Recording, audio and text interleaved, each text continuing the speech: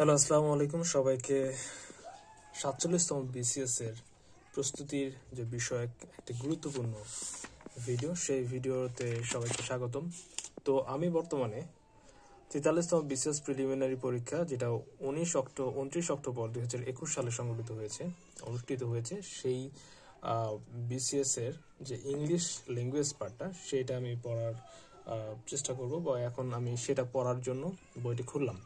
তো ভাবলাম যে আপনাদের জন্য একটা হেল্পফুল ভিডিও বানাই, যাতে করে আপনারা পড়ার পাশাপাশি এই জিনিসগুলো একটু দেখতে পারেন।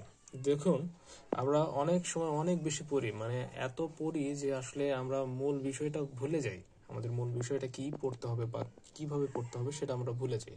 তো আমি যেটা আমার ব্যর্থতা, আমি 46তম বিসিএস দিয়েছি, সেখানে আমি টিকিনি।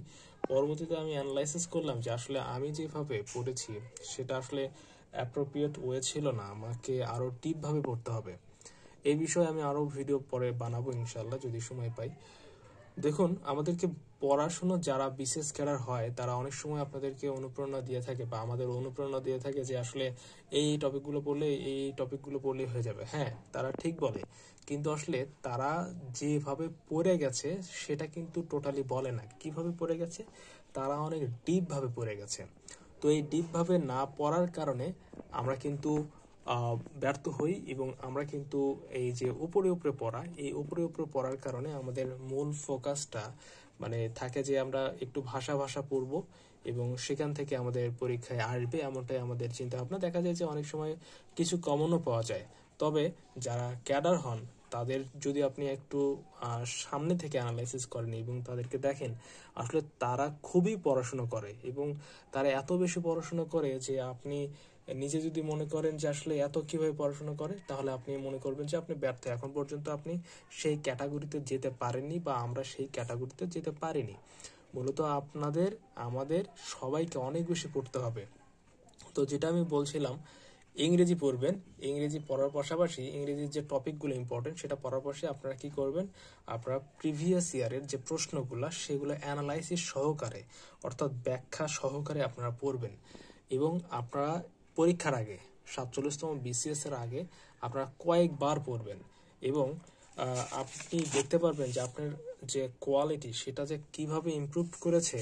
এটা আমি যদি আপনাদেরকে যদি সামনাসামনি পাইতাম, তাহলে ওইভাবে বলে আমি বোঝানোর ট্রাই করতাম যে আসলে কতটা হেল্পফুল, যে আপনি যদি ব্যাখ্যা সহ কত পরীক্ষাগুলোর আপনি অ্যানালাইসিস করেন এবং পড়েন, এবং একই সাথে আপনার যে মেইন বইটা আছে সেটা যদি পড়েন, তাহলে দেখবেন যে আপনার কাছে টপিকগুলো অনেক বেশি সহজ মনে হয়েছে। এটা আমার ব্যক্তিগত আমি অ্যানালাইসিস থেকে বের করেছি।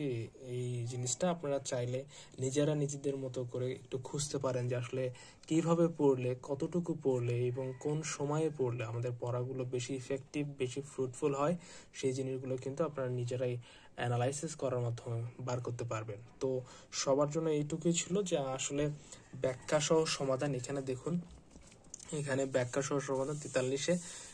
তো এই যে প্রশ্ন ব্যাংকটা, এটা আমার কাছে ভালো লেগেছে, এবং যার কারণে এইটাই আমি পড়ছি। মনে হচ্ছে যে এটাই অ্যাপ্রোপ্রিয়েট আমার জন্য। আশা করা যায় যে এটা ভালো ফল দেবে, এবং আমি যদি পড়তে পারি, আসলে সময় যদি দিতে পারি, সবকিছুই আসলে ভালো। তবে নিজেদেরও একটু পছন্দের জায়গা থাকে, সেই জায়গা থেকে আমরা বেছে নেব যে আসলে এই প্রশ্ন ব্যাংকটা আমার জন্য ভালো, বা এই প্রশ্ন ব্যাংক পড়ে আমি মজা পাচ্ছি, বা এই প্রশ্ন ব্যাংক পড়ে আমি স্যাটিসফ্যাকশন আমার রয়েছে বা স্যাটিসফ্যাকশন আছে। সেক্ষেত্রে আপনি কিন্তু নিজেদের যে পছন্দের যে পাবলিকেশন, সেটা কিন্তু বাছাই করতে পারেন। তো প্রশ্ন ব্যাংক পড়ার ব্যাপারে আমি অবশ্যই আপনাদেরকে গুরুত্ব সহকারে বলবো, আপনারা প্রশ্ন ব্যাংক পড়ুন, প্রশ্ন ব্যাংক বারবার পড়ুন। আপনারা মূল বইয়ের পাশাপাশি প্রশ্ন ব্যাংক দেখুন।